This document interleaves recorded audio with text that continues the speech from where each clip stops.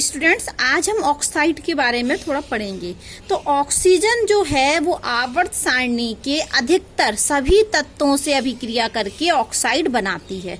Oxygen किसकी बात कर रहे हैं हम? ऑक्सीजन की। ये आवर्त सारणी के सभी तत्वों के साथ लगभग सभी तत्वों के साथ क्या बनाती है? ऑक्साइड बनाती है।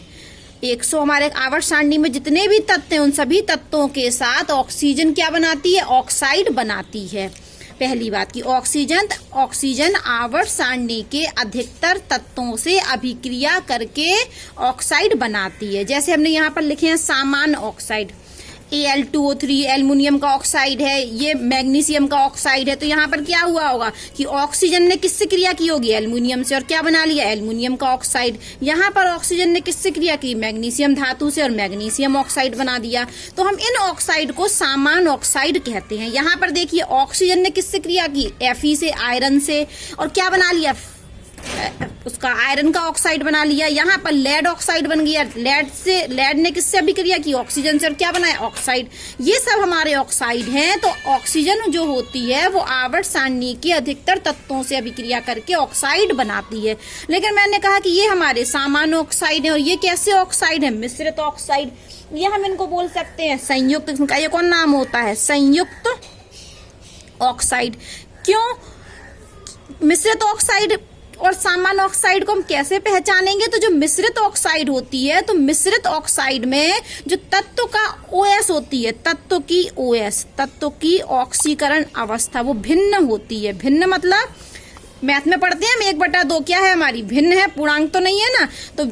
तो यहाँ पर ये भिन्न होता है, भिन्न 2,3, ये भिन्न, मैथ वाली भिन्न है ये।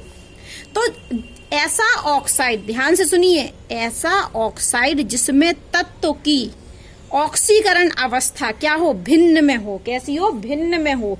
तो इस ऑक्साइड को हम क्या कहते हैं?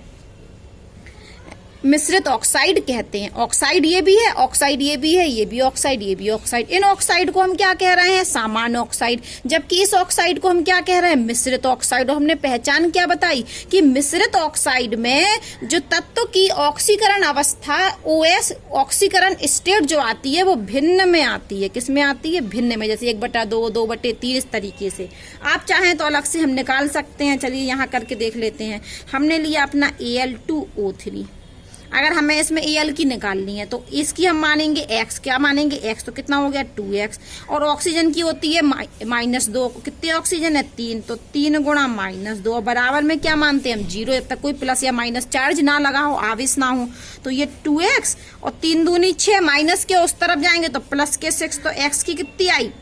x बराबर कितना आया? 6/2, 3। तो यहाँ पर Al2O में जो Al की OS निकली वो कितनी निकली? 3, प्लस के 3। कितनी निकली? प्लस के 3।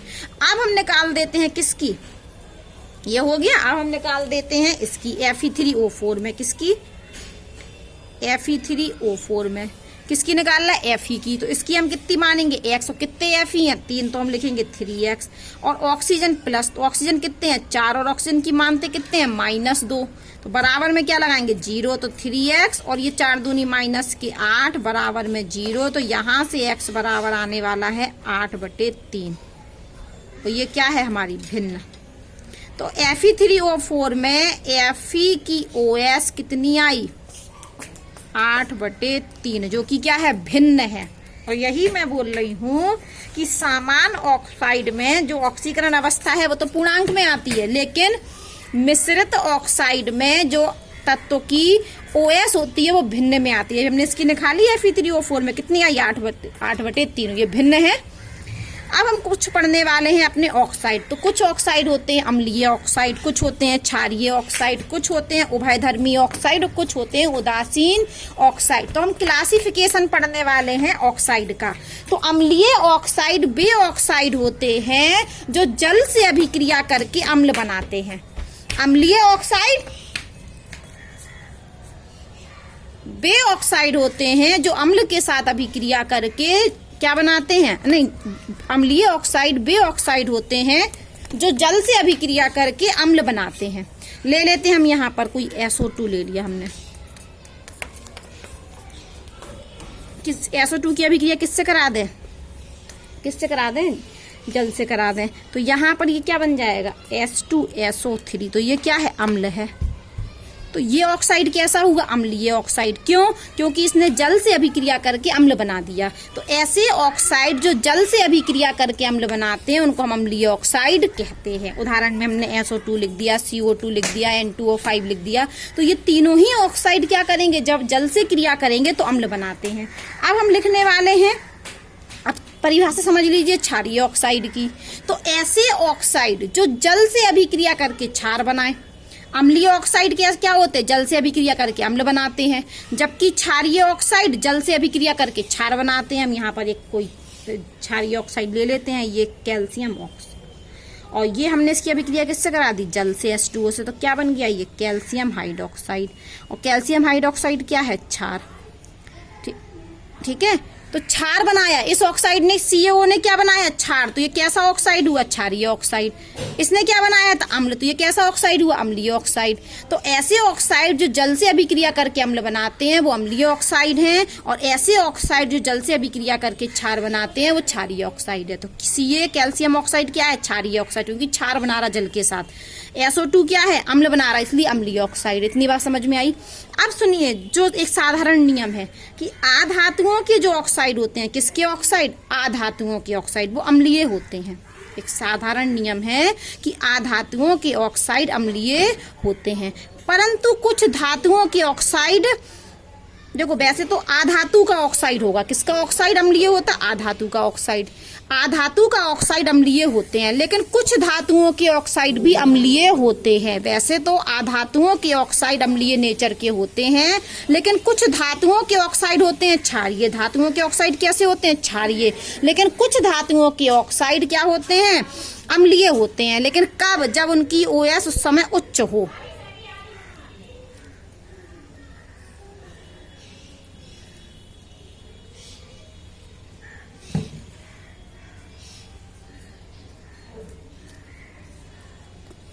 आधातुओं के ऑक्साइड अम्लीय होते हैं, लेकिन कुछ धातुओं के ऑक्साइड अम्लीय होते हैं। लेकिन कब होते हैं धातुओं के ऑक्साइड अम्लीय, जब धातु की ऑक्सीकरण अवस्था उच्च हो।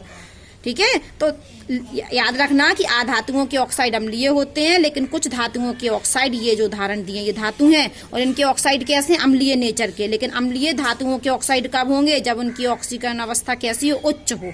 ठीक है, यहाँ पर देखोगे आप Mn का ऑक्सीकरण अवस्था सबसे ज्यादा उच्च है। कितनी निकल के आएगी, 7 निकल के आ रही है। यहाँ पर कितनी निकल के आ रही है, 7। तो 7 इसकी क्या है, अधिकतम OS है Mn की। ठीक है, इसलिए ये Mn धातु है, लेकिन धातु ऑक्साइड है, लेकिन ये अम्लीय नेचर का है, क्योंकि यहाँ पर Mn की ऑक्सीकरण अवस्था उच्च है, यहाँ पर Cr की उच्च है। तो याद कर लेना कि आधातुओं के ऑक्साइड अम्लीय होते हैं, लेकिन कुछ धातुओं के ऑक्साइड अम्लीय होते हैं। लेकिन कब का शर्त क्या है कि उस समय धातु की ऑक्सीकरण अवस्था उच्च होना चाहिए। क्षारीय ऑक्साइड मैंने पढ़ाई दिया। लेकिन धातु के ऑक्साइड कैसे नेचर के होते हैं, क्षारीय, और आधातु के ऑक्साइड अम्लीय नेचर के। लेकिन कुछ धातुओं के ऑक्साइड अम्लीय होते हैं, लेकिन उस समय ऑक्सीकरण अवस्था धातु की क्या होती है, उच्च होती है। वैसे धातु के ऑक्साइड क्षारीय होते हैं, परंतु कुछ धातु के ऑक्साइड उभयधर्मी होते हैं। उभयधर्मी मतलब दोनों, उभयधर्मी मतलब दोनों, अम्लीय भी और क्षारीय भी। कुछ धातु ऐसे हैं जिनके ऑक्साइड उभयधर्मी होते हैं, मतलब उनमें दोनों गुण होते हैं, अम्लीय भी गुण होता है और क्षारीय भी। जैसे Al2O3, ये उभयधर्मी ऑक्साइड है, ये अम्ल की तरह भी अम्लीय नेचर भी है इसमें और क्षारीय नेचर भी है। अब हम पढ़ने वाले हैं कुछ ऑक्साइड उदासीन होते हैं। उदासीन ऑक्साइड, ऐसे ऑक्साइड जो ना अम्ल की तरह व्यवहार करते हैं ना क्षार से क्रिया करते हैं, ना अम्ल व क्षार दोनों से क्रिया नहीं करते हैं। हम ऐसे ऑक्साइड को उदासीन ऑक्साइड कहते हैं, जैसे carbon monoxide, NO, N2O, ETC, ये क्या है हमारे उदासीन ऑक्साइड। तो आज हमने आपको पढ़ाया सामान्य ऑक्साइड और मिश्रित ऑक्साइड। तो सामान्य ऑक्साइड में जो तत्व होता है उसकी ऑक्सीकरण अवस्था पूर्णांक में होती है, जबकि मिश्रित ऑक्साइड में जो तत्व की ऑक्सीकरण अवस्था होती है वो भिन्न में होती है। देखो ये निकाल के बताई थी 8/3। तो मिश्रित ऑक्साइड में तत्व की ऑक्सीकरण अवस्था भिन्न में होती है। फिर अम्लीय ऑक्साइड, वे ऑक्साइड जो जल से क्रिया करके अम्ल बनाते हैं उनको हम अम्लीय ऑक्साइड कहते हैं। और अम्लीय कौन होते हैं? धातु, अधातु के ऑक्साइड अम्लीय होते हैं। किसकी? अधातु के ऑक्साइड अम्लीय होते हैं। लेकिन कुछ धातुओं के ऑक्साइड अम्लीय होते हैं, लेकिन उस समय उस धातु की ऑक्सीकरण अवस्था उच्च होनी चाहिए। अब हमारे क्षारीय ऑक्साइड, तो क्षारीय ऑक्साइड वे ऑक्साइड होते हैं जो जल से क्रिया करके क्षार बनाते हैं, जल से क्रिया करके क्षार बनाते हैं। और धातु के ऑक्साइड क्षारीय नेचर के होते हैं, लेकिन कुछ धातु के ऑक्साइड उभयधर्मी होते हैं, उनमें अम्लीय नेचर भी होता है और क्षारीय नेचर भी होता है। और कुछ ऑक्साइड उदासीन होते हैं, ना वो अम्ल से क्रिया करते हैं ना वो क्षार से क्रिया करते हैं, ये होते हैं उदासीन ऑक्साइड। अब हम पढ़ने वाले हैं ओजोन। क्या पढ़ने वाले हैं? ओजोन। तो ओजोन O3, ये ऑक्सीजन का क्या है? अपर रूप है। ऑक्सीजन का क्या है? अपर रूप। और पृथ्वी से 20 किलोमीटर ऊपर समताप मंडल में ओजोन लेयर पाई जाती है। पृथ्वी से 20 किलोमीटर ऊपर समताप मंडल में ओजोन लेयर परत पाई जाती है। और ये ओजोन परत करती क्या है? हमें अल्ट्रावायलेट परावैंगनी किरणों से हमें बचाती है। तो ओजोन परत कहाँ पाई जाती है? समताप मंडल में। और करती क्या है? यूवी किरणों से हमें बचाती है। अब हम पढ़ने वाले हैं इसको बनाने की विधि। क्या पढ़ने वाले हैं? बनाने की विधि। तो हम क्या करते हैं? ऑक्सीजन को मंद शुष्क धारा निरव विद्युत विसर्जन करते हैं। ऑक्सीजन की मंद शुष्क धारा निरव विद्युत विसर्जन से गुजारने पर ऑक्सीजन ओजोन में परिवर्तित हो जाती है। तो ओजोन बन गया किससे? ऑक्सीजन से। बस हमें क्या करना पड़ा? निरव विद्युत विसर्जन। और ये करना अनिवार्य है, आवश्यक है। अगर ये हम नहीं करेंगे तो क्या होगा? इसका विघटन हो जाएगा, ये टूट जाएगी। तो ये क्या है? आवश्यक है। निरव विद्युत विसर्जन करना आवश्यक है, वरना क्या हो जाएगा? O3 का विघटन हो जाएगा। क्या हो जाएगी? ये टूट जाएगी। साफ साफ लिखा है कि यहाँ पर हमें मंद शुष्क धारा निरव विद्युत विसर्जन करते हैं जब ऑक्सीजन का, तब ओजोन बनती है। और ये निरव विद्युत विसर्जन करना आवश्यक है, नहीं तो ओजोन का विघटन हो जाएगा। और ये एक जो अभिक्रिया है ये आपकी ऊष्मा शोषी अभिक्रिया है। कैसी अभिक्रिया है? ऊष्मा शोषी अभिक्रिया है। यहाँ पर ऊर्जा अवशोषित होती है। इस रिएक्शन में ऊर्जा, इतनी ऊर्जा 142 किलोजूल पर मोल, इतनी ऊर्जा अवशोषित होती है। इसलिए किस प्रकार की अभिक्रिया है? ऊष्मा शोषी अभिक्रिया है। अब हम पढ़ने वाले हैं गुण। किसके गुण? ओजोन के गुण। तो ओजोन एक हल्की पीत नीली गैस होती है। कैसी होती है? हल्की पीली पीली सी और नीली नीली गैस होती है। और अगर गैस में है तो कैसी दिखेगी हमें? नीली और पीली सी। और इसका द्रव जो होता है वो गहरा नीला द्रव होता है। और अगर ये ठोस अवस्था में हुई तो हमें कैसी दिखेगी? बैगनी और काला ठोस होती है। तो ये हल्की पीली नीली गैस होती है, गहरा नीला द्रव होती है, बैगनी काला ठोस होती है। और ओजोन की जो गंध होती है वो अभिलाक्षणिक गंध होती है, कि स्पेशल गंध होती है। थोड़ी सी मात्रा में ये हानिकारक नहीं होती है, थोड़ी सी मात्रा में ये हानिकारक नहीं होती है। लेकिन यदि इसकी सांद्रता ज्यादा हो जाए तो ये क्या होती है? हानिकारक। हमें मात्रा भी दी है, सांद्रता 100 भाग प्रति मिलियन में, 100 भाग प्रति मिलियन से अधिक बढ़ जाए। यदि इसकी सांद्रता कितनी बढ़ जाए? 100 भाग प्रति मिलियन से, 1 मिलियन में 100 भाग से ज्यादा हो जाए तो ये हमारे लिए हानिकारक होती है और हमको सिर दर्द और मितली उत्पन्न हो जाती है।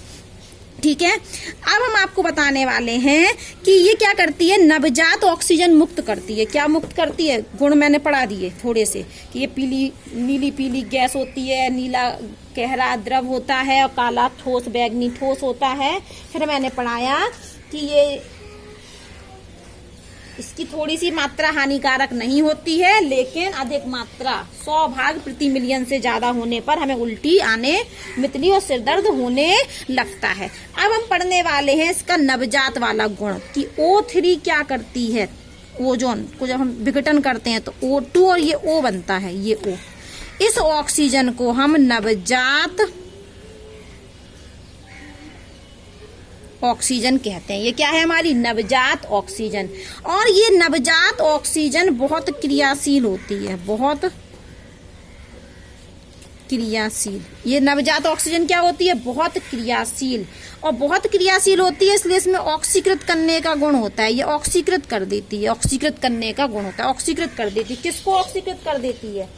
ये प्रबल ऑक्सीकारक होती है। प्रबल क्या होती है? प्रबल ऑक्सीकृत कर देती है, प्रबल ऑक्सी कारक होती है। ये नवजात ऑक्सीजन प्रबल ऑक्सीकारक होती है, नवजात ऑक्सीजन प्रबल ऑक्सीकारक होती है। ये क्या करती है, हमारे लेड सल्फाइड को लेड सल्फेट में ऑक्सीकृत कर देती है, लेड सल्फाइड को लेड सल्फेट में ऑक्सीकृत कर देती है, और आयोडाइड आयन को आयोडीन में ऑक्सीकृत कर देती है। लेड सल्फाइड को लेड सल्फेट में ऑक्सीकृत कर देती है और आयोडाइड आयन को आयोडीन में ऑक्सीकृत कर देती है। और यहाँ से हम I2 का मूलांक वो मात्रात्मक वो कर सकते हैं। क्या कर सकते हैं, देखो ये क्वेश्चन आता है कि O3 का मात्रात्मक आकलन कैसे किया जाता है। तो यहाँ से हमें आयोडीन का पता चल जाता है, आयोडीन मिल जाती है, और इस आयोडीन का हम सोडियम थायोसल्फेट के विलयन से अनुमापन कर दें। किससे, इस आयोडीन को हम सोडियम थायोसल्फेट विलयन से अनुमापन कर दें, जिससे हमें इस आयोडीन की यील्ड मात्रा पता चल जाती है। और अब इस आयोडीन की मात्रा से हम O3 की मात्रा का परिकलन कर सकते हैं। तो क्वेश्चन आता है कि O3 की मात्रा का हम कैसे आकलन कर सकते हैं, O3 की मात्रात्मक आकलन कैसे किया जा सकता है। तो हम क्या कर रहे हैं, सबसे पहले तो कि नवजात ऑक्सीजन क्या कर रही है, आयोडाइड आयन को आयोडीन में ऑक्सीकृत कर रही है, और ये आयोडीन को हम किससे अनुमापन करवा दें, सोडियम थायोसल्फेट से इसका अनुमापन करवा दें। तो यहाँ से हमें आयोडीन की यील्ड पता चल जाएगी, और फिर हमें किसकी यील्ड पता चल जाएगी, सोडियम थायोसल्फेट से अनुमापन करा दें, O3 की यील्ड पता चल जाएगा। इस तरीके से हम ओजोन का मात्रात्मक आकलन कर सकते हैं।